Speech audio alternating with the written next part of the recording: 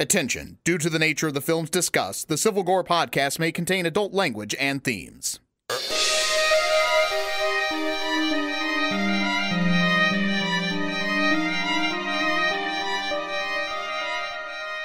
Hey there, everybody. Welcome to episode 61 of the Civil Gore podcast. I am your host, Tim.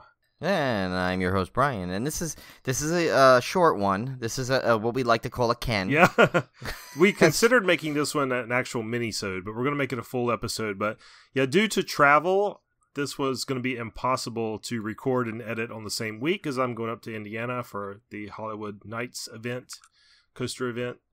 So we had to kind of just do a little sneak preview in here. And Brian had a great idea of just doing an episode based around our preview of the upcoming Summer Slaycation series that we do. Yes, and it's not going to be the next episode you hear is going to be that.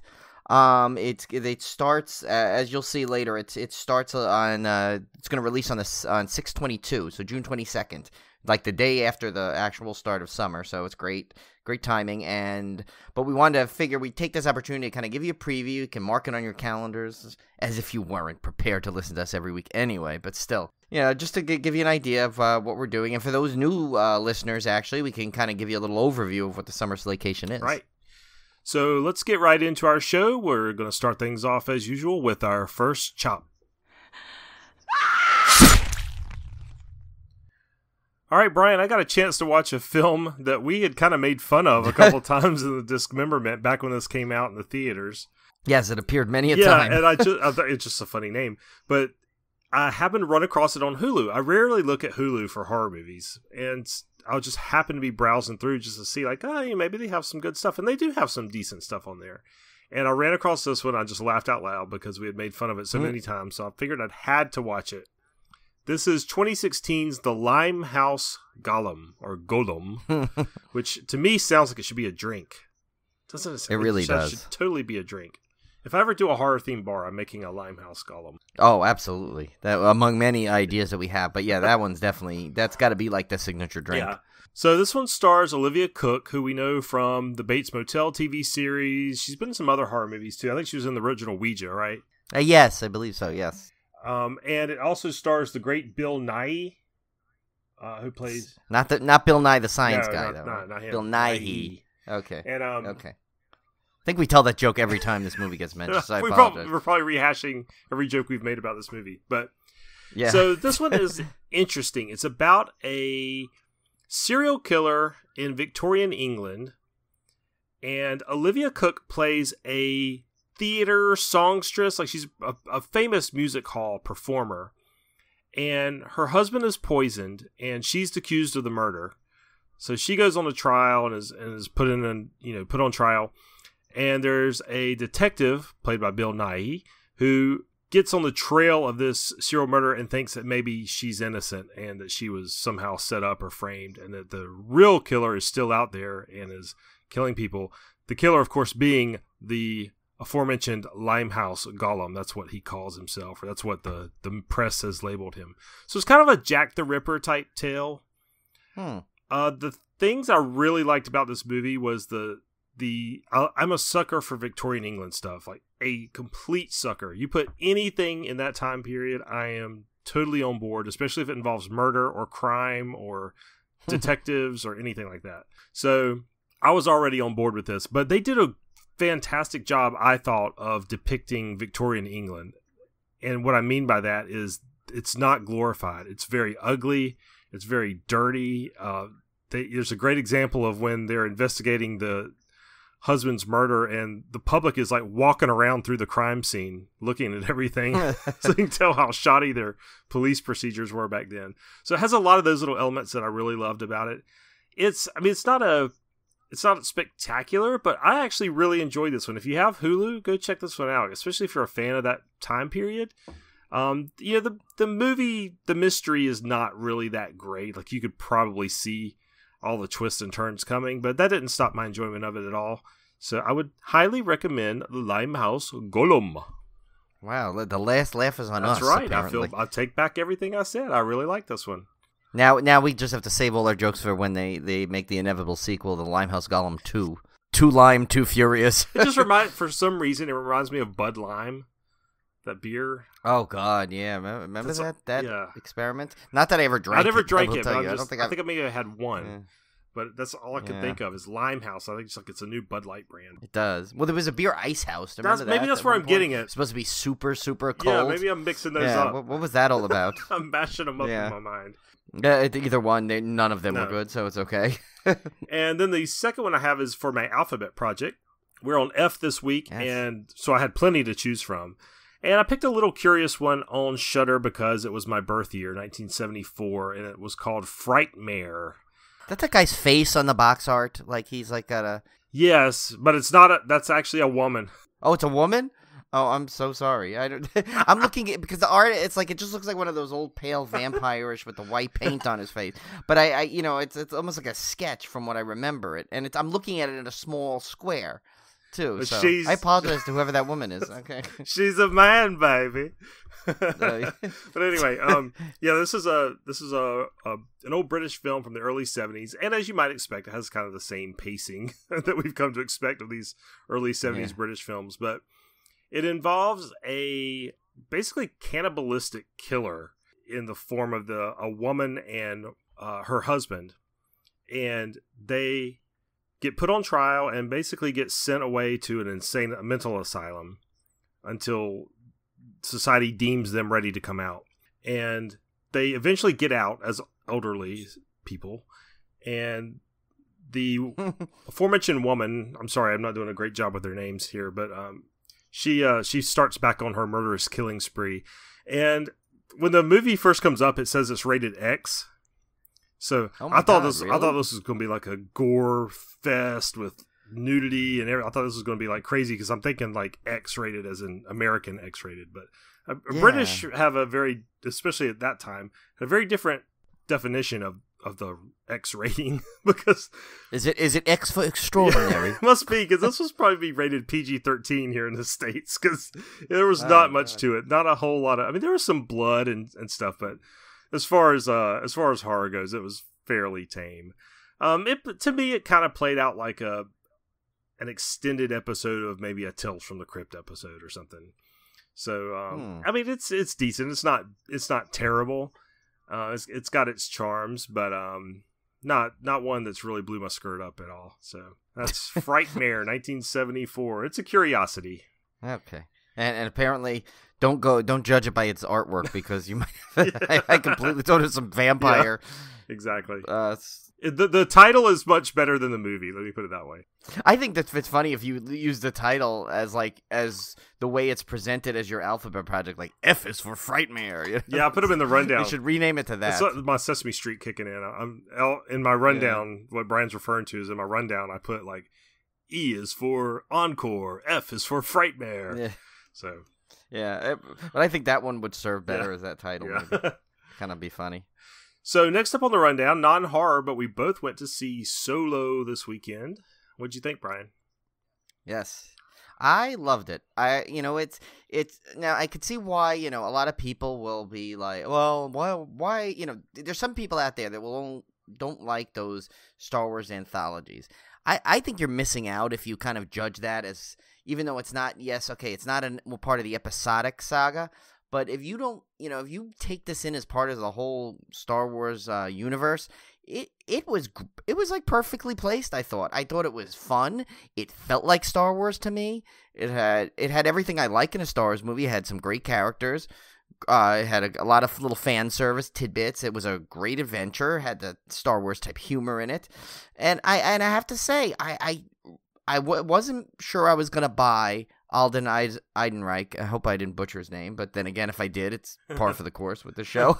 I by the time I throughout the movie, I kind of get used to him as like a young Han Solo. Now, will he ever place Harrison Ford? No, of course not. But I kind of got used to him in the role, and he kind of picked up the mannerisms enough where I kind of bought it. And I thought, obviously we're going to keep this non-spoiler because it's still pretty recent out for those who haven't got a chance to see it yet. But I will say, I mean, by far, the scene stealer was Donald Glover as Lando Calrissian, as we expected based on the trailers. He was fantastic. And you closed your eyes, you literally could you would think Billy D. Williams was acting back up on the screen with some of the lines he delivered. Yeah, he had the same intonations and everything. He was perfect. Oh my God, yeah, it was really dead on. And I know it didn't. Based on when we're recording this, is Monday, actually Memorial Day, after the weekend grosses came in on it, and it did not do well. And a lot of people, and I was reading some stuff about there was a hashtag boycott Solo because they don't like what happened with The Last Jedi. And to me, I'm not even going to go into it too much because I could talk for hours on this subject, but I will say that infuriates me because, one, I happen to love The Last Jedi, but two, then to hurt a movie because you don't want Disney to not make them, you want Disney to make them. Why would you do that to ruin, Tim and I happen to be involved in fandoms of two very potentially derisive sides for things between the coaster community and obviously in Star Wars, and I just don't see why people can't just let others enjoy what they enjoy. It's like without making a thing. I actually came to a realization when I was watching this movie about that plays perfectly into that. We were on our date night, so my mom was keeping the kids, and I was sitting there in the theater, and my kids are getting to the point now where we go to movies a lot, and they can handle non-animated movies now. And I was sitting there, and I was kind of missing the kids, because I was like, what would the kids have thought of this scene? Like, would they have thought this was cool? And it got me thinking. I was like, you know what? Who am I? Even if I hate this movie, who am I to ruin his enjoyment of it? My childhood's already come and gone. You can't ruin my childhood anymore. Like, there's nothing that can touch it anymore. What's done is done. And I just reached this point sitting right there in the theater. I was like, you know what? These films are for my kids and our grandkids, and they're for the next generation. And if we enjoy them, so much the better. But there's nothing that's going to take away what we grew up with. So why not let them have their fun? Right. And we can have fun too while we're watching it with them. So yeah, I'm just completely over the whole Star Wars backlash and you ruined this and that ruined that. I don't care anymore. Yeah, I'm just going to go to the movies, eat my popcorn, have fun. If it entertains me for 2 hours, then that's gravy. Yeah, no, I had a ball. We went with our usual group that we always go with. This time, actually, my brother Adam got to come along, and his wife Hope, because my parents watched their little one, and so it was great. So it was like we had our usual big group of people. We were at the theater where we could order the food in, so we had that. They had a themed drink called the Scoundrel, which I posted on our Instagram, where it was like a Han Solo themed drink. I mean, it was just fun. I had a ball. I love Star Wars, and granted, you call me biased because yes, I like all the movies, but there's some of the movies, like I have a little trouble getting through Phantom Menace for the 50,000th time I've seen it. Sometimes it's one of the ones that I have a little bit of trouble with getting through. I still love it. It's part of what the saga I love. It brings me back to, whether it's not my childhood or not, the kind of going on, it brings me back to what I remembered from it, and I love it. I thought it was a fun movie. I liked that it was, it had a lot of great little Easter eggs. It have, for the hardcore fans. And, I noticed that Disney's it's funny, is going back with a campaign, and Ron Howard too. They're like, you know what, like, forget what you've heard. Go see it. Enjoy it. And I've seen a lot of people kind of jumping on that bandwagon, thank God. Yeah. Like, because everyone's like, oh, it's Star Wars overload. No, it's not. It's because a bunch of people want to not enjoy themselves because they didn't like The Last Jedi, which is just ridiculous. I don't buy the Star Wars overload thing because Marvel is cranking out 2 or 3 superhero movies a year, and they've been doing it for a decade, and people are still not burned out on superheroes, so I don't buy that. No. I will never be burned out on Star Wars. You could give me one every week, I'd probably be happy. And you will get that when you get the TV show. So right. Sorry, we went way off topic on a thing, but it does kind of fit into our listener questions because you're seeing some as we get download. Yeah, you're seeing our non-horror sides coming out. Well, speaking of which, seeing a little preview. I was gonna try to tie this in somehow. I don't know how to tie it in, but 2 things happened in my life this weekend. Number 1, I got to see Grease in the theater, which was cool. Oh, we took the kids to see Grease. What you may not know about me, I'm a huge movie musicals fan. Huge. Like, I love movie musicals. And I know that's corny and somewhat cheesy, but I love, like, Grease is one of my favorites of all time. Oh, yeah. I actually saw that in the theater as a kid at one point. So I don't remember whether it was a redo or when it was live. I can't remember. Because back then sometimes movies would be re-released later in the year. Well, yeah, there was no VHS. You had to see it at the theater because that's the only way you would see it. Oh, right. Yeah, I would not. Yeah, it was 70. You're right. Yeah, 78, I think. Yeah. Yeah. So, but man, that was fun. The kids, I've showed the kids clips of all the musical numbers, so they already knew all the musical numbers going into it. They just never seen the movie. And it was really fun to see it in the theater with the big sound and hear those songs on the big screen and stuff. That was kind of fun. And it was packed. There was more people in Greece than there was for Solo. I'm not kidding you. No, I'm not surprised because Solo had 50 million showings for one thing. But yeah. Yeah, well, that's another one. Yeah, but yeah, no, that Greece was just a huge, it was a huge for our time period. Growing up with that was a massive top grossing movie of '78. I did not know that, but it was. Oh, there you go. And then the other thing that happened was we got a new cat. Yes, new member to the Civil Gore family. So you may have seen me post pictures on Instagram. This is Emma. She is the sister of Maui the horror cat that you know on Instagram. Emma came to us because we went to the pet store and she looks exactly. She's a carbon copy clone of our cat Pumpkin that we lost last year, sadly, tragically. And Olivia literally just burst into tears the minute she saw this cat. Like right there in the middle of the store, she just burst into tears, and I was like, "Oh my gosh, we're going home with a cat." Yep. So. Tim's wallet leapt out of his pocket. So luckily, though, Emma is super sweetest cat. I mean, my gosh, for her to have just been she had just been separated from all her kittens, and she's an older cat. She's like maybe 2 or 3. So, nobody was adopting her. And for her to get Aww. she had just been rescued, and then we were pulling her back out. And she already acts like she owns a place. I mean, she just settled right in. She loves the kids. She's sweet as she can be. So it's working out really well. And unfortunately, I don't have a good horror tie-in to her name. She was originally going to be called Lily because we used to have a cat named Lily. And the kids decided they didn't want to name her the same thing as we had named another cat. So they named her off a character from a Nickelodeon show they watch on Netflix. So no horror there. That's why she's Emma. It's okay. Oh, well. But anyway. All right, so off subject. But anyway, let's getting back on topic with Friday the 13th, the single player challenge. I want to hear about this. Yeah, so I only got to play the first level. It's originally a lot of people when they wanted a true story mode. This is probably as good as you're gonna you can really get with this type of a game, and I'm fine with it because the multiplayer really is where it's at for this game.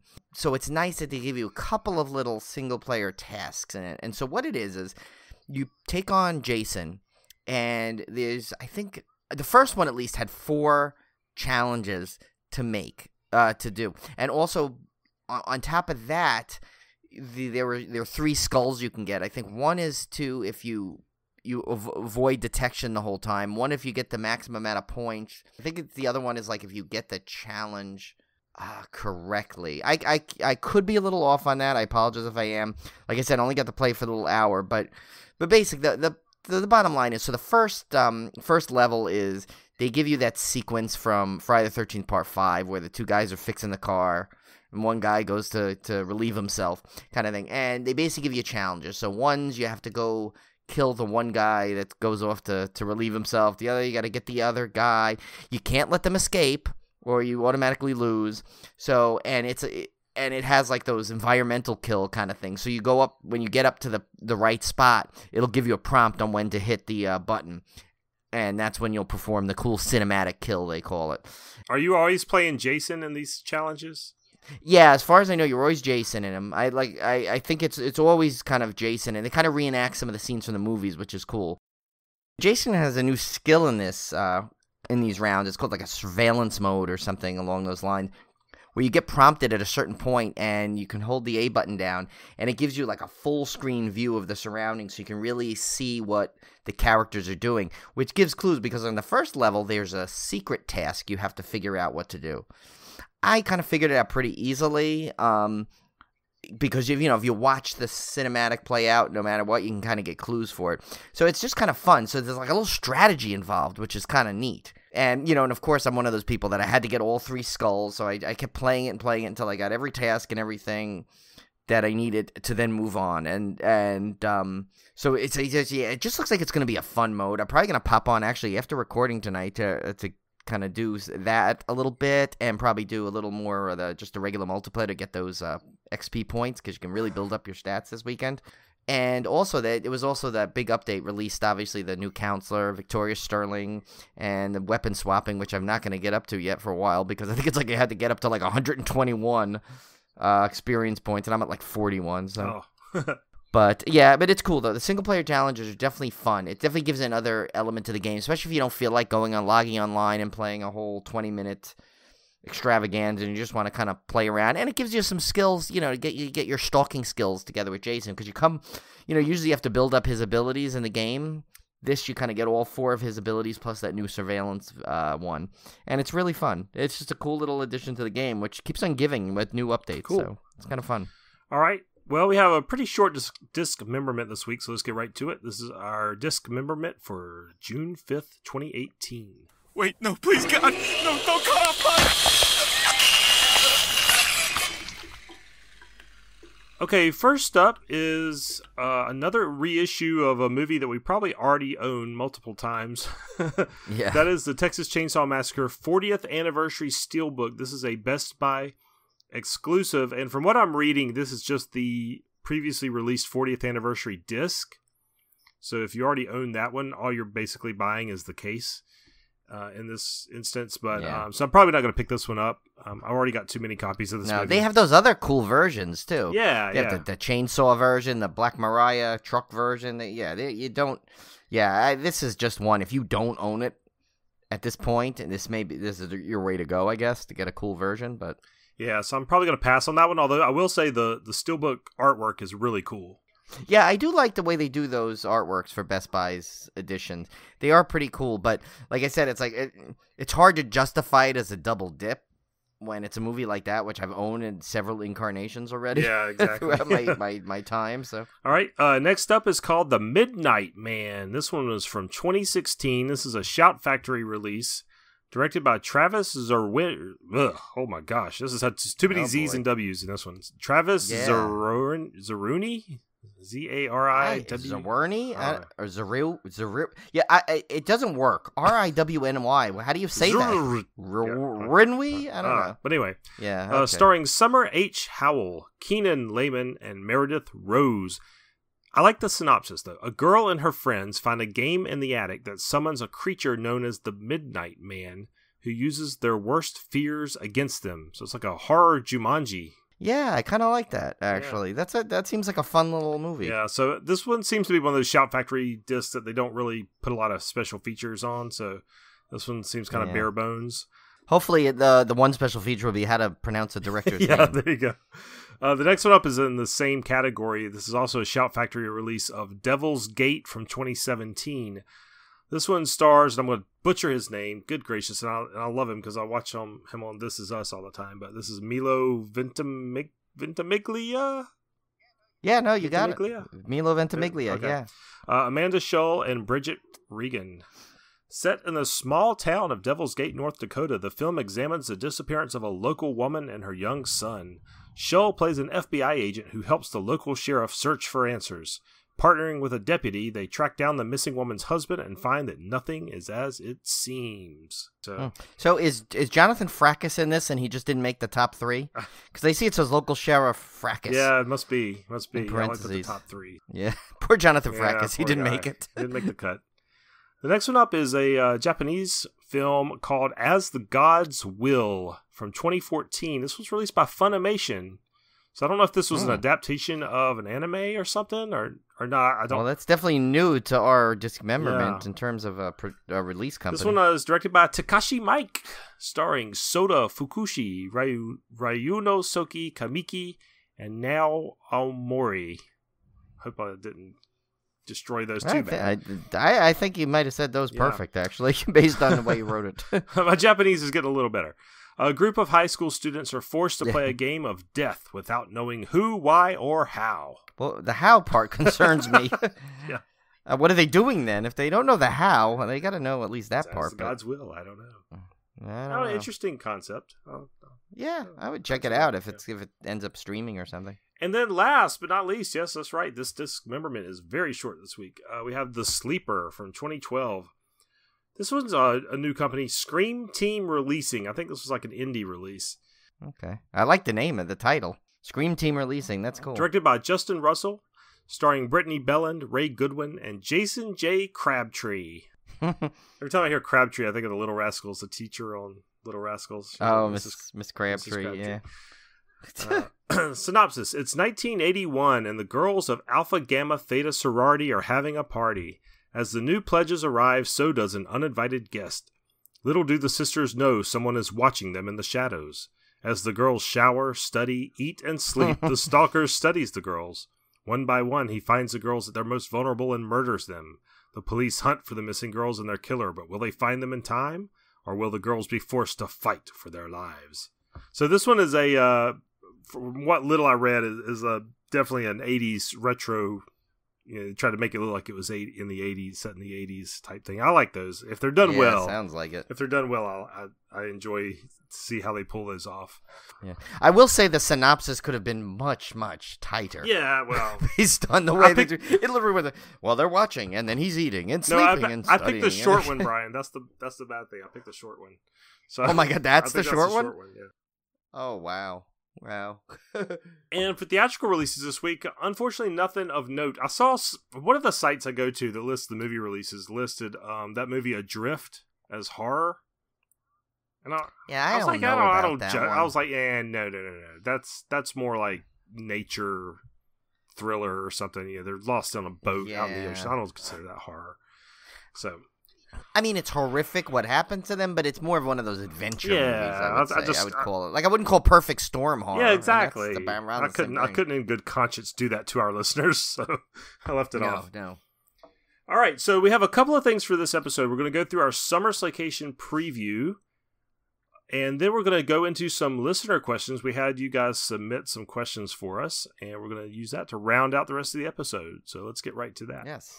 So, Summer Slaycation, last year, if you guys are longtime listeners, you will remember that we did 4 major horror icons over the summer. And what we would do is devote 2 weeks to their respective franchises.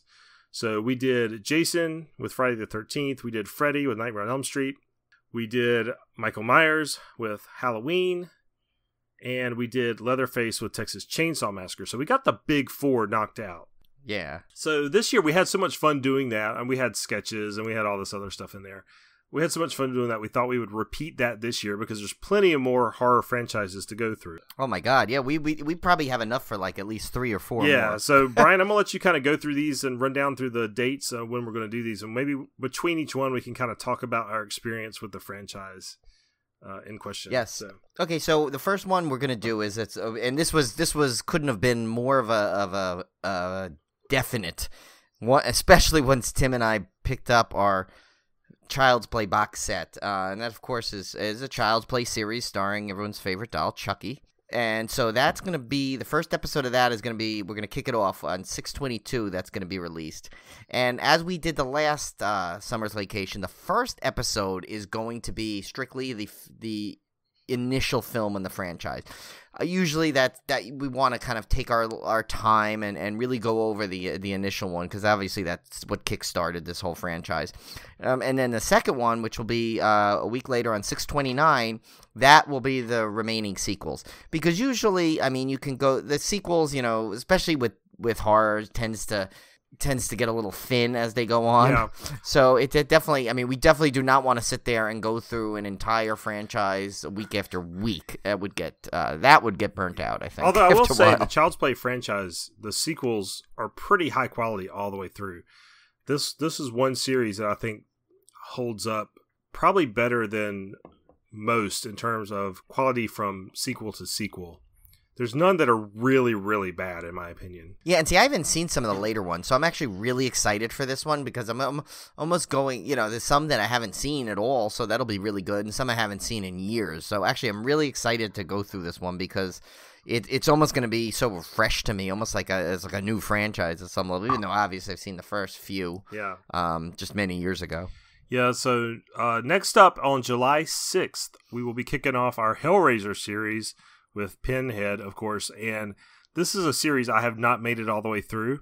I think I watched up to like maybe part 5 or 6, and then I just got burned out on them. So I don't know how I'm going to get the. Yeah, you. I don't know how I'm gonna Yeah, get you got way ahead than me. I think I may have only seen the first. Oh, 3, I know, and that's bad. But yeah, but then again, it's like I'm worried about this one because I don't even know which, because they never did numbers really after 3, right? I think? Yeah, they're all like, 4? Hellraiser Revelation, Hellraiser this. Yeah. And that. Yeah, so we're going to have to go look those up. Hellraiser, Back to Perfection. Oh, no, sorry, that's Tremors. Yeah, no, yeah, so, yeah, this one will be a challenge. The funny thing is, I believe right now they're currently all streaming various platforms, so I think you may be able to get them all at no charge, which is I'm going to have to start watching them now. I actually may start watching these now. Yeah, same here. I was just going to say, I'm going to just watch them now, take notes, and go from there, because I mean, obviously I have all the Child's Play one, so that's no problem, but I don't want to lose my ability to track these down in terms of Hellraiser, so. Yeah. Now, next one up, Brian, this one I'm really excited for. This is probably one that I'm surprised we haven't done, at least the initial one yet. And that will be Norman Bates and Psycho. And now, I assume, Tim and I we didn't talk about this before. So anyway, first I'll say it drops on 7/20. Which will be the original Psycho, and then followed on 7/27, which will be the remaining sequels and the remake. But I was thinking, I know there is the whole Bates Motel TV, so I think that's a bit ambitious to do as part of the Slaycation, though. I think we usually just stick to the movies, right? I mean, did you plan on getting those in there? No, I'll mention it. Right. I mean, I've mentioned it on the show before. So. Okay. But yeah, I mean, we'll make reference to it, but this will be primarily just the movies. Okay. I mean, I may be able to get through, because I think they're all streaming now, I believe, the whole series now. So I may be able to catch up, maybe, and then we could possibly add a little more into it. But it's going to be mostly the discussion of the movies. Yep. And then finally, on August 3rd, we'll be kicking things off with Jigsaw, with the Saw franchise, and we will finish that up on August 10th. The Saw franchise, as far as sequels go, these movies are very samey. Except the plots are just ridiculously complex. So this one's gonna be interesting, because I don't think I've ever understood a Saw movie.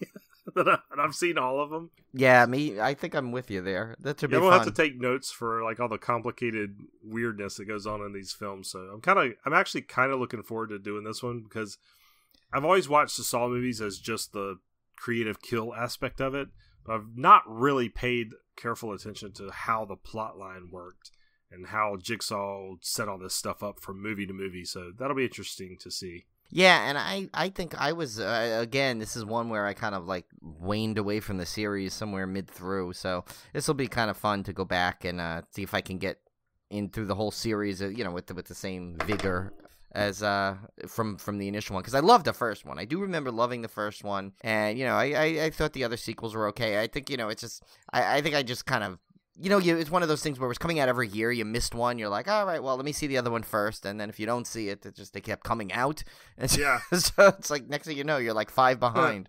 So yeah, that'll be fun, and of course we'll have our usual surprises and stuff in there. So yeah, that's gonna be a good time. I think that's 4 really solid franchises before we start scraping the bottom of the barrel. I think year 3 of Summer Slaycation is gonna be good, because I've already got Puppet Master, and we got Leprechaun, we got Hatchet. I mean, we got a lot of other good franchises out there. Oh yeah, and that's who knows what even we're not thinking of. Yeah, exactly. We went back and forth of doing Phantasm this time, because we both had the box set, but we had picked these 4 out a long time ago, so we're just kind of going with our original gut feeling, and we'll probably definitely get to Phantasm next summer. So yeah, I would think that would be in the next summer. That one and then Hatchet would definitely be next summer. All right, so let's get to some listener questions. These were questions submitted by you, the listeners, to me and Brian to fill out the rest of this episode. Everything was open. It did not have to be horror related, although most of the questions we got were horror related, so that's okay. Yeah. So first up, Brian, from Cody, have you guys ever thought about having your wives on the show to talk about movies, coaster trips, or real life ghost stories? And the answer to that, from my perspective, is absolutely. We talk about it every week. Yes. Just about. Yes, and And usually there's a reason why they end up not being on. But in fact, they were supposed to. There was an episode we were going to have where they were actually going to be actually take over the show in its entirety. Right. Yeah. Was an idea at one point. And then we were going to have them on. We were going to try and have them on the 50th episode. We actually had a whole sketch worked out. But then we kind of swapped it towards the end. Well, they will be on for sure. We will get them on. Yeah. The thing with my wife is she's juggling kids and stuff. It's really hard for her to get on at the same time I am to record. So we'd either have to like shift it real early or really late, and it's just been hard to work out the timing. And plus, she's not really she's not like a public speaker type person, so she's new to the whole talking into the microphone thing, as was I a couple of years ago. So yeah, it's just a matter of kind of getting timing right, and then getting her to where she's in the mood to do that. So yeah, see, Julie has no problem with that. She's done actually, she does stuff for her actual job. She does a lot of stuff in front of the mic with, she does a lot of things. But what the thing is, it's just it's timing, because usually it's like when I'm in here recording, she's doing workout in the other room, so it actually works out great. So it'd be I think it's really it really comes down to timing. It's definitely not unwillingness. They do want to come on. Yeah. And they get along so well that they probably have a ball, and you probably guys would like them much better than Tim and I. Yeah, they make that's the real reason we haven't let them on. You guys would probably prefer them over us. So yeah, and then there would we go. Tim and I would be off to the wayside. But and actually there was a second part to that question. What Cody said, she said, or what it's just like to live with two horror obsessed nuts like us. And that one I'd love to hear them say. Actually, I would like to hear their explanation of that. Yeah, Olivia has no problem with my horror stuff. She loves horror movies. She always has. When we were dating, we watched horror movies together. She's not into like real gory type stuff, but she loves a good ghost story, and anything that scary trailer that everybody's talking about, she's usually the one that's pointed out to me. So she has no problem with that. My office is littered with horror type stuff and scary things on the wall. The kids have no problem with it. They've grown up with it. They expect it, so they don't have any issues with it. And so she doesn't care either. And I confine it all to my office. That's my little room. We don't have horror stuff all over the house or anything. So it's nothing like that. And honestly, I'm not really horror obsessed outside of doing the podcast. And we go to the horror movies and stuff, and I'll try to go to the conventions and stuff when I can. But it's not like it's a small part of everything else I do, because I'm also into the roller coasters. I'm into computers and board games. I've got tons and tons of hobbies. So all of those kind of dilute the obsessive part of being a horror fan, at least in my case. Yeah, no, it's similar with me too. As Julie said many a time, she goes, "Can't you pick one thing to like?" Because I have various collections throughout the apartment and stuff. But yeah, no, she's actually into. Yeah, she doesn't mind it either, because she likes. She actually is always the one watching these the Dead Files and all those ghost shows on TV. She actually watches them more than me sometimes. And actually, she was the one that got me hooked on that Evil Things show, because she had watched an episode once. And I was like, "Oh, what is this you're watching?" And then I got hooked. So she's definitely into that stuff too. I mean, she's not a big, person into slashers or anything like that. Like, she thinks that's all kind of hokey, but she definitely, I guess like Olivia, she does love the good ghost stories or those kind of stuff. Yeah. The other question from Cody was, have your lives changed any since starting the podcast? I'll let you take that one, Brian, first. Yeah. Other than having to just learn how to really budget my time, it's kind of enhanced. I would say enhanced, my life, because it's something that, I look forward to every week. Like I said, it's the only thing is I just have to make sure I find time now to watch the film. I definitely use my iPad a lot more, because I'm constantly, a lot of times I'll be streaming the movies at night in bed, because, I'm trying to just make track of time. I'll bring it to work and watch it during my lunch. So yeah, I mean, other than that, it's really only enhanced it, because I know Tim and I both, we just have a ball doing this, and we look forward to it. And even throughout it's funny, we pretty much do most of the stuff. Obviously, we record Monday night, but throughout the week, we're constantly texting ideas to each other and different horror news, and it's kind of fun, because I just love checking the horror boards now a lot more, and the Twitter accounts, and we made some new friends through this. It's just really fun. So I mean, that's how it changed, but it only changed it for the better. Yeah, I'd say the same thing. I mean, I wouldn't say it changed my life per se, other than, like Brian said, I have to have time to devote to recording the show and editing the show and that kind of thing, which would probably been filled with something else. I mean, another hobby. So I can't say that really impacted, like, time-wise anything. It just replaced something else. And it did make me start watching horror movies more. I watch way more horror movies now that I started the podcast than I ever did before. Not that I didn't watch them, because I watched a ton of them, but like this one, anything I see that I think would be interesting to talk about on the show, I'll end up sitting down and watching. Whereas maybe before I would have put it off. So it's definitely enhanced that. It's rekindled my love of horror. I'm reading a lot more horror novels and stuff now, a lot more horror comics that I probably wouldn't have before.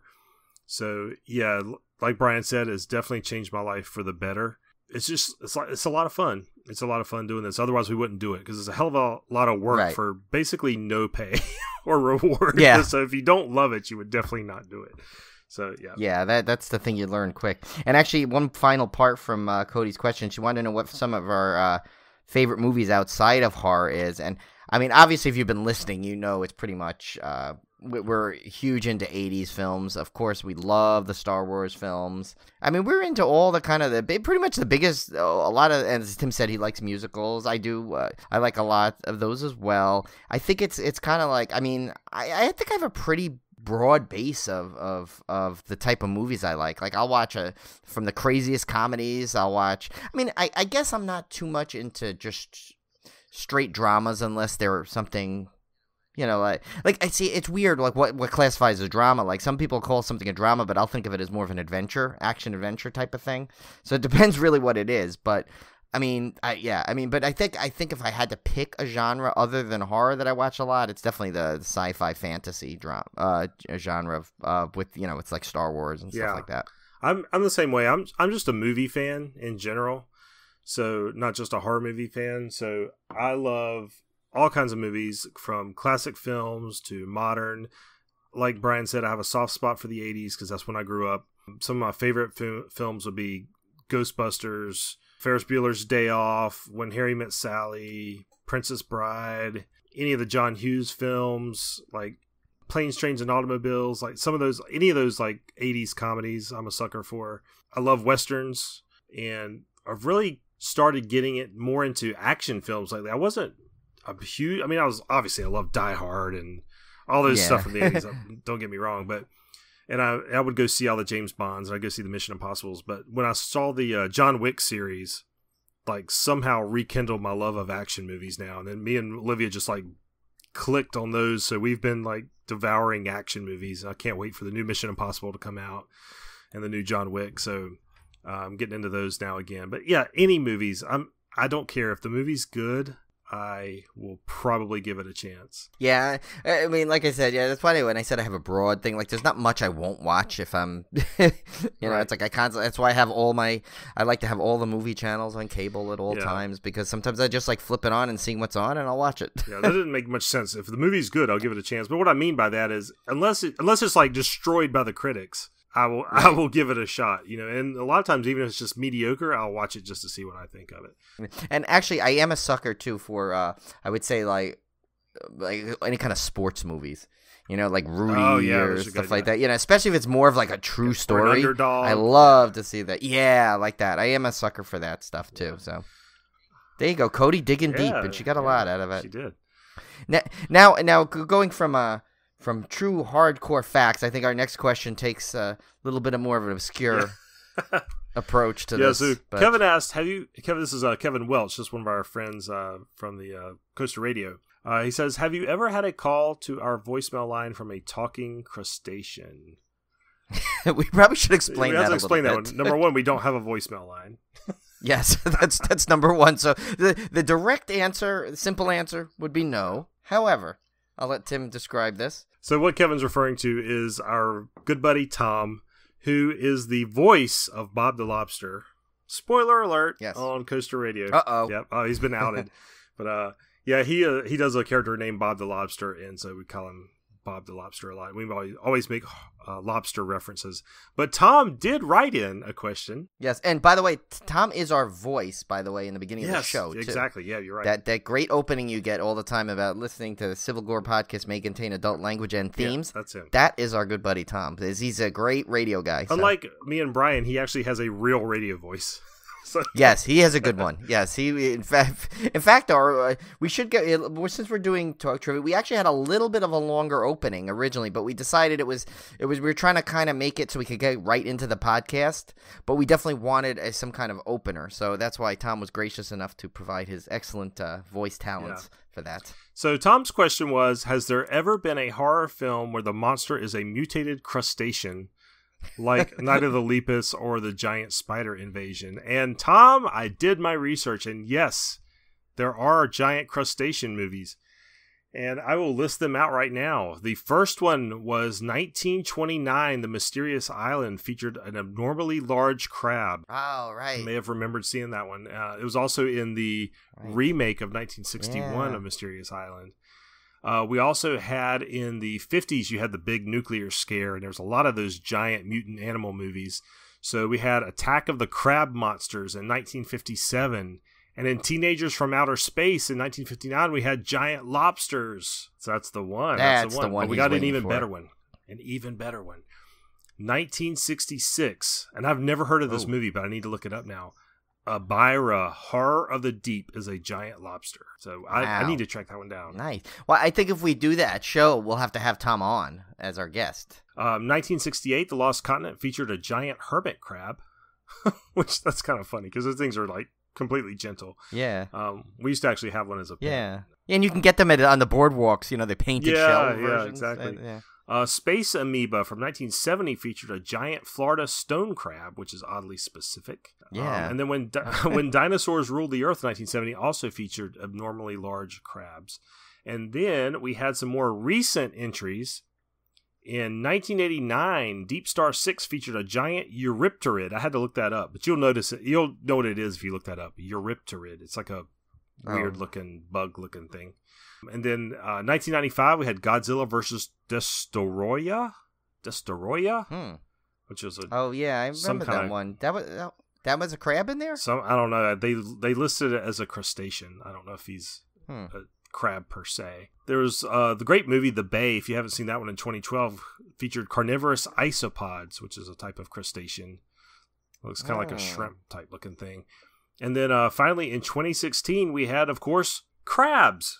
Which featured giant horseshoe crabs. So a lot of crustacean horror out there. And there's something almost like it. Technically, you could say the Acklay from Attack of the Clones was he was a reptile crustacean type of thing. Remember that thing that one of the creatures that they released that Obi-Wan had to fight and cut off his claw? So that's technically a giant crustacean, I guess. Maybe definitely not from the ocean, but that's a good one. From the Star Wars universe, yeah. So our good friends Adam, Alex, and Andrew called in with a listener question. Let's listen to that right now, and then we'll go over their questions. So here we go. Hey guys, it is Theme Park Families. We're calling from Dorney Park on a Memorial Day Monday, and we've got some questions for you for your listener question show. And we started off with Andrew. What is the scariest horror movie that you've ever seen? Okay. And Alex, you wanted to ask? What is a good age to start watching horror movies? And I would like to know, is there ever a scene or a movie in its entirety that's ever made you feel a physical sensation, that you were so horrified over a certain image or a topic that it really gave you a physical sensation? We know there are theme park rides that you can make you feel things physically, and so was there ever a scene that did that for you as well? We love the show, guys. They've really enjoyed listening to a lot of the episodes lately, including a lot of different sound effects that Alex likes, including the dismemberment and other sound effects that you guys have. Also, I think, Andrew, you had one more? Yep. Is there any horror movie that you know of or have seen that's a good kids horror movie to start out with? Okay. Excellent questions, and we look forward to hearing the answers, guys. Again, love the show. Keep it up. See ya. Bye. Bye. Okay, so we'll try to take these in order, Brian. So Andrew asked a couple of questions. He asked, what is the scariest horror movie that you've ever seen? See, now for me, it's not. It's funny. So I think a lot of them now. Again, I have to say, through the course of watching them for many years, none of them seem quite as scary as they did to me when I was a little younger. So I would definitely at that point. But if I had to still pick, I'm gonna try and give Andrew a good question. A good answer to his question that's pretty current without kind of doing that cop-out answer. I would still say possibly Salem's Lot. I think, just for if not only for those couple of scenes because it still it traumatized me from the moment I saw it, and it still freaks me out to this day. Was that those moments where the vampires just float up to the window? I just that still creeps me out to this day. So I still may keep that up there. But I will just as a bonus say back in earlier on, of course, actually, it was The Exorcist and The Shining scared me a lot when I first saw them as a young kid. Now it's not as much. I just appreciate them as just fantastic horror films. But I think if I had to pick one, I would still say with Salem's Lot, just because to this day it still kind of creeps me out. Even when we did it for our for the podcast, I remember just those scenes. I was just kind of regretting. I'm anticipating the moment and getting a little nervous. It's just freaks me out. Mine will definitely have to. I was still going to go with The Shining. It's again, Olivia laughs her head off. She thinks this movie is the most unscary movie she's ever seen. But it depends on when you watched it. The movies you see as kids are going to scar you for the rest of your life. So The Shining is the one that scarred me. And to this day, I just feel uneasy watching it. I've watched it many, many times as an adult. I know it's not that scary anymore, but it still scares me. So to me, that's a sign of a good horror movie. If it still scares you from the time you were 7 years old to the time you're 43 years old, that's got to be it. So I'm going with The Shining. So Andrew's brother Alex had a great question. He asked, what is a good age to start watching horror movies? So I can't answer this one responsibly because I can't. Every parent knows their kids differently, right? Yeah. Some kids can't handle it at certain ages, and some kids have no problem with it. You have to know your kids. So that's ultimately a decision best left up to the parents. But I will say, I probably saw my first horror movie when I was, I don't know, maybe 8 or 9. I think that's when you start, maybe. I think most people that are like big horror fans these days probably started when they were like 8, 9, 10 range. Wouldn't you say? Yeah. I was. I think I was probably even around that point too. I think because I remember at one point my mom would take me. She would go if she was seeing a horror movie in the theater. She took me. I think it was one of the Draculas or something. It was. I think it was the Frank Langella Dracula. I remember going to the theater to see, but she, it was late enough that she assumed I'd fall asleep, which I did. So it was probably okay. But it was when I really discovered horror a lot on my own by watching it on cable, and when I saw Halloween for the first time when the babysitter, my mom would go out and the babysitter would let me watch it. So I probably got exposed to it maybe earlier than I should have, but I loved it so much.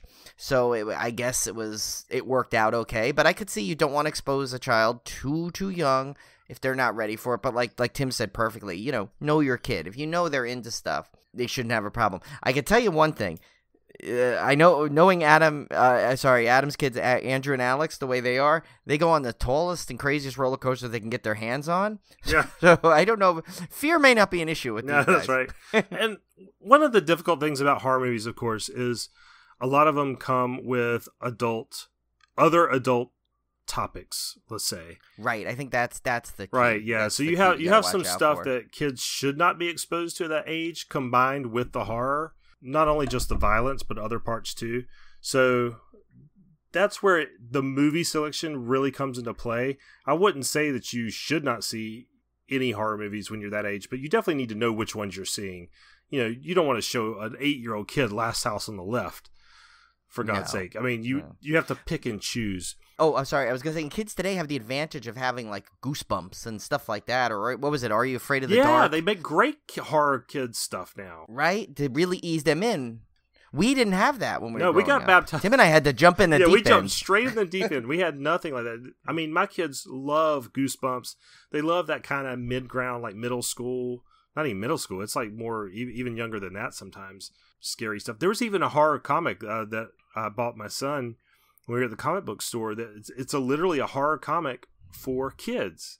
So it doesn't have any objectionable content. It's not R-rated. It's just good, fun, scary stories that the kids can read. So that goes brilliantly right into Andrew's second question, which was, is there a good kids horror movie to start out with? This one's a little, again, I have to say, you have to know your kid. We let our kids watch Gremlins, and they absolutely loved it. To me, Gremlins is a perfect starter horror movie. It can be a little rough in some spots, but my kids are 8 and 6. They handled it fine, and they actually wanted to watch it again and again. We probably watched Gremlins 4 times one weekend. So that to me is probably the perfect starter horror movie. Yeah, that's definitely a good one. That was one of the ones I was thinking of. But I knew you were going to answer that based on because I knew that you had shown the kids that. Another one I would suggest, I think, is a really good one, is maybe Monster Squad, just because it introduces you to some of the classic monsters, and something like that, which would be great. And I remember loving that one as a kid, even after I had seen a lot worse in terms of horror. Right, yeah. And another one I might say that you may want to, like, if you want to kind of step up your horror game a little bit, and still kind of get a taste of Stephen King, maybe, I would say possibly Silver Bullet. You may be able to, if they're okay with seeing some gore, I would maybe bump it up to Silver Bullet a little bit. But that's like, again, know your kid, because I believe Silver Bullet is still R-rated, but it has that whole with Corey Feldman as a kid in it. So it's like they may kind of associate themselves with the kid and kind of feel heroic. So yeah, I would say another good one would be Poltergeist. Oh, right, because it's not complete. I mean, it doesn't have a lot of. It's more haunting. It's not violent. It's got some super scary stuff, and you will scar your kids for life with that damn clown under the bed. But that's a great one if you want to go a little bit higher level than Gremlins. Maybe I don't know, maybe like American Werewolf in London, maybe. Well, there's some nudity and sex in that. I couldn't remember. Yeah, there's stuff like, that's why I was trying to think. I don't think Silver Bullet has any of that. That's what I was trying to think of as a movie that kind of ups the scare game and a little bit of the gore game without adding too much, sex and adult themes to it. Because that's that line you don't want to maybe expose the kids to, because if you're not ready for that talk, I guess. Exactly. But there's some great ones out there. I mean, that's where you'd have to go. I think you'd have to go and look and try to find those movies that have scares without a lot of the violence in them, with a lot of the sexual scenes and stuff in it. And you can find them, especially the ghost stuff is great for that. Yeah. Any of the ghost horror movies are great for that kind of, especially like the earlier ones. Trying to think, like The Haunting. The original Haunting was brilliant. I don't know if kids would sit through a black and white movie like that, but it's a classic. Gremlins and Monster Squad are definitely two way on up there that I would recommend. How would you feel about giving them, because obviously back in the time that this stuff wasn't just on film, any of that, the true sex and violence of that level. But what about any of those classic old school horror movies? Like the original Mummy, the original Werewolf movies, the original Draculas. I mean, how do you think that would, where that would classify? I think this would be great. Now, I did show Joshua the original Frankenstein from 1930, whatever, and it actually scared him. Oh, did it? The monster scared him, and I found that fascinating, because I mean, gosh, these days we look at those old 30s movies and just laugh because they seem so silly, right? But to a 5-year-old, that's genuinely scary. So again, that's where your kid. Now, if I showed it to him now, he's a year older, he probably wouldn't bat an eye. But the age, there could be a huge age difference in just a year. So that's where knowing your kid comes in. You never know. But that's a great idea, Brian. Those old classic horror movies, there's definitely nothing objectionable in those. Because those were made for 1930s audiences, so that'd be a great one to start out with. Yeah, and you really give them a taste. Give them a taste of what horror was in its, I guess, in its most natural state. Where it was just they were going for the horror element and none of just the gratuitous sex or anything like that in there. Yeah, basically just maybe the 1B at that point. Yeah, there you go. Just the body counts. And Adam asked, have you ever had a movie give you a physical sensation? And I know what he's getting at. Horror movies to me are like just like roller coasters. The more you ride, the more you're desensitized to them. Right. The more you watch, the more you're desensitized to them. And I don't know if that's a good or a bad thing. I think the roller coaster people will understand me when they say, I heard, I think Chris said that one time. He said, I wish I was scared of roller coasters again. Because after you've ridden so many, you get to the point where you can ride something like Fury 325 that's 300 feet in the air and you don't even flinch, because you're just used to, you know what they do. You've experienced those sensations before, so that fear is gone. But that's also kind of the fun of it, right? So when you've watched this many horror movies, it's hard to go into a movie and truly be scared sometimes. So I would say not as much anymore, but I will have to tell a story that I've probably told on here before, maybe, of the one movie that literally made me flip over a couch. And that was, of course, The Woman in Black. And Ken knows exactly what I'm talking about, because the last time I mentioned this, he knew exactly which movie I was talking about. But yeah, we watched, this was the original Woman in Black. This is not the Harry Potter version, Daniel Radcliffe version. This was the original. It was a British, I believe it was on TV. I think it was a BBC movie. And it was truly, truly terrifying. Talk about some jump scares. I mean, it had the biggest jump scare I've ever seen in it. And like I said, I literally almost fell over the back of the couch. That's how bad it scared me. And we were watching it with Ken, his wife, me, and Olivia. And to this day, that jump scare has never been equaled. And it might be the genesis of my jump scare paranoia now. That may have come from that one movie. Yeah. So yeah, that would be my number one pick for a movie that's given me a physical sensation. It was a physical reaction where I actually jumped 3 feet in the air. Yeah, for me, I'm kind of almost mirror a lot of the stuff Tim said to the letter, pretty much. But I will say there are certain things that will, I guess, as close to physical sensation, where I will do this twist and kind of like a cringe, like a visible cringe, when certain things happen with like eyeballs in a movie. I've just always had a fear. I think I've said this one before. I don't. That's why, like, at one point, Friday the 13th Part 3, even as hokey as that scene looked where the eyeball popped out, it's like I used to not like it because I just hated anything. I don't even know what started. I don't know if someone told me a story. I think it may go back to a story where someone was telling me, like, I guess the camp counselors at camp, where you take the towel and go whip, you're trying to rat tail, you whip them. Yeah. Whip someone with a towel. And someone told a story that one time a kid did that and hit some kid in the eye and his eyeball popped out. And they were obviously probably trying to do that to scare us and persuade us from not doing that anymore. But with me, it's like I have a very suggestive personality, so I heard that, and that stuck into my head, and I was assumed that like the eyeballs could fall out way easier than they can. And so, yeah, I will do a visible cringe if anything, like even if a hokey slasher, someone gets stabbed in the eye, I'm just like, oh, and I do this like this visible cringe. So that's a good question, because it's tough to answer for someone, for people like Tim and I who have now probably been desensitized. But I guess that's the closest I come. It's like the visible cringe I do, and it's something eye related. But boy, by the way, great questions. By the way, though, from our TPF guys, and we know them very well, and they're just awesome family. So actually, we're gonna have we decide we do definitely a crossover with their podcast where we pick one of those age appropriate horror films to kind of do. That'd be a them, great episode. Yeah, we'll do one of those. So Brian had challenged me to come up with a question for him, and vice versa. So my question to Brian is: yes, you have been given the opportunity to change careers. You can now be anything you want to in the field of horror. Oh, in the field of horror. Not limited to movies. Could be haunts. It could be special effects. You could be a writer. You could be a director. You could be a producer. You could be an actor. But it has to be in the horror film. And you're going to be doing this for the rest of your life, so you better pick wisely. Oh, I already know. What would you do? Okay, so this is based on, and then you broadened it to, including haunts and all that stuff.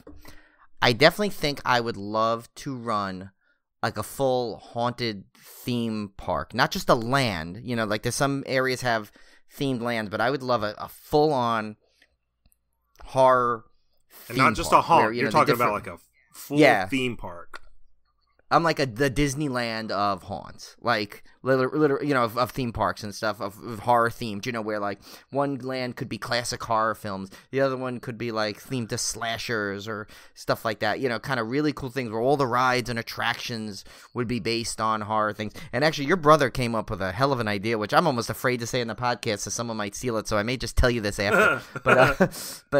But it made me think of that. He actually said it the other day, and it was kind of triggering. I always thought that would be so great. And there's a place near me. I think I mentioned it before. It's the Bayville. It goes by the Bayville Adventure Park, but around Halloween season, it's Bayville Scream Park, and it changes each season. It's one of those tiny little, like almost like family entertainment center caliber things. But that's what I would.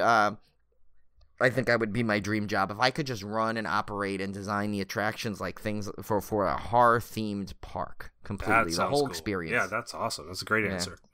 Now, my question to you is, I think I may have kind of touched on it before, but I'm going to stick a little bit closer to the actual podcast itself. But my question to Tim would be, and you could do a couple of them. There's not just one. You can name a few. What are some of your bucket list items you'd love to see happen either with or because of Civil Gore? Oh, that's a good one. Let me think about that. I would love the podcast to get to the point where we had enough recognition that we could get some like really interesting guests on the show, like some celebrity guests on the show, or get invited to conventions or premieres or something where we had enough of that notoriety that we could take part in some of those special events like that. That would be cool. Is it realistic? I don't know. I don't know how long this will go. I don't know how far it'll go, but that'll be one thing. Like Brian said, we've never been in this for the money or the fame, quote unquote. So it's hard to answer this question because, that'd be awesome if we ever got to a point where we made enough in Patreon where we could make money off of the podcast or whatever. But we never got into it for that. We just got into it for the love of it. So I would be perfectly content if we had enough name recognition that we could get invited to these, like a new haunt or, or go down to report on Halloween Horror Nights or do this or that without, being a financial burden on us to do that. That would be.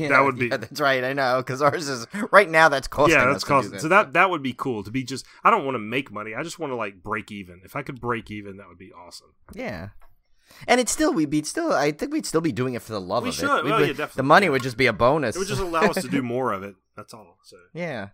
That's a great. Yeah, I was hoping that would be kind of like I figured you to be. I was gonna preface it saying sky's the limit too, but I mean obviously that's there's only so much we can do. It's like, but yeah, I know, and just like because I was like, remember I think we had discussed it once before. Where I said I just want to make it so that we're listed on the iTunes rankings one day, possibly even if we're 150th. Yeah, it's like just to pop on there for 1 minute. For 1 minute, that would that's be great. Yeah.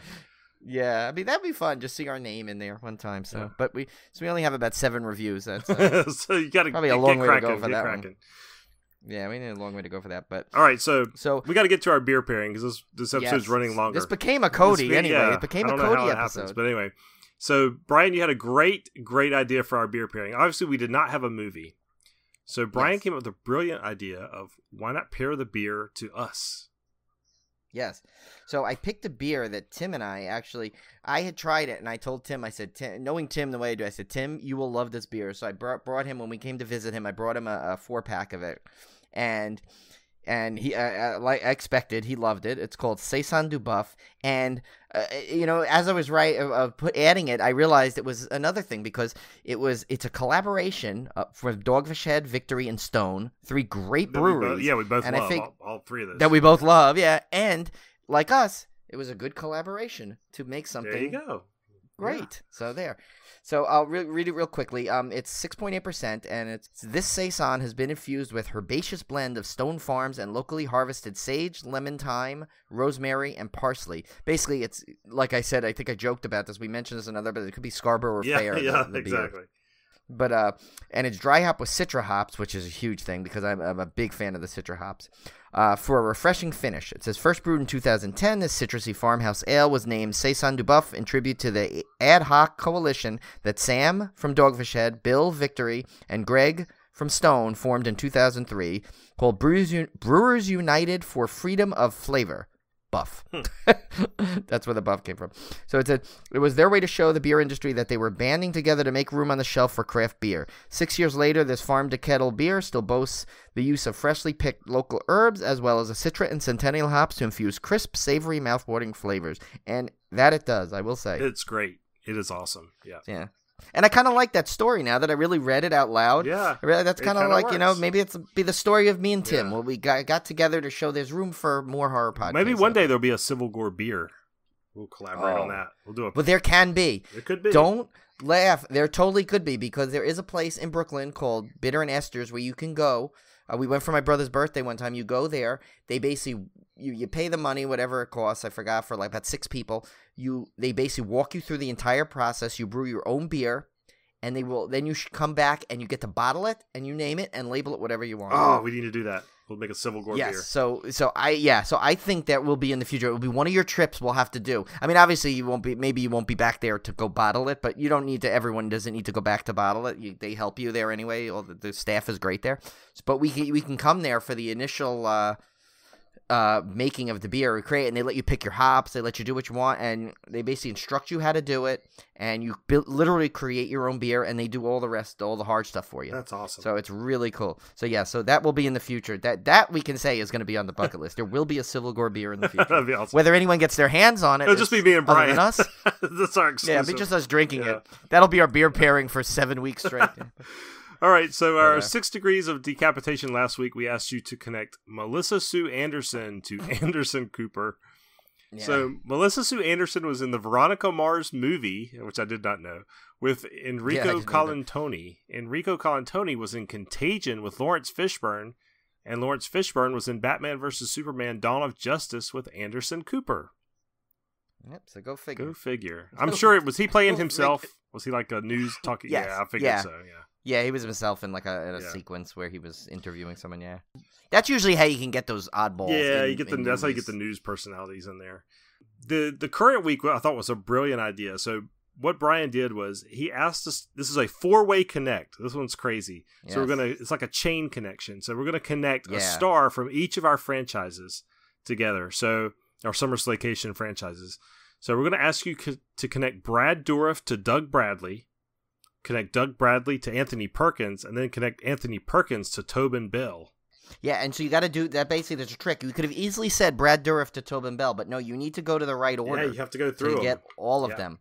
And believe it or not, you could do it in 6. Do it in 6, which is outstanding. I thought, how could that be so simple? But yeah, it's probably not easy when you try and do. You could probably collect. I bet you can get Brad Dourif to Tobin Bell much quicker. Yeah. But that's the rule of this one to make it more exciting. Which is you got to literally get them from step to step to step to step. So it's a little trickery. It's a little more detailed version of the 6 degrees of decapitation. So it should be fun. All right, guys. Well, Maui the Horror Cat is scratching at the door to get out. So that's our sign. We'll wrap it up here. I don't know what film we're doing next week. Like I said, we got travel plans. Everything's all mixed up and jumbled up. But we'll definitely get an episode out for you. So stick around. Stay tuned. It'll be a surprise. Yes, and thank you again also for everyone that participated in the listener questions, because that was fun. And also, but just because it was an episode, feel free to send them in whenever you want anyway, because we could either answer them then or just save them for a future episode. Yep, yeah, absolutely. All right, we'll see you next week, guys. See you later.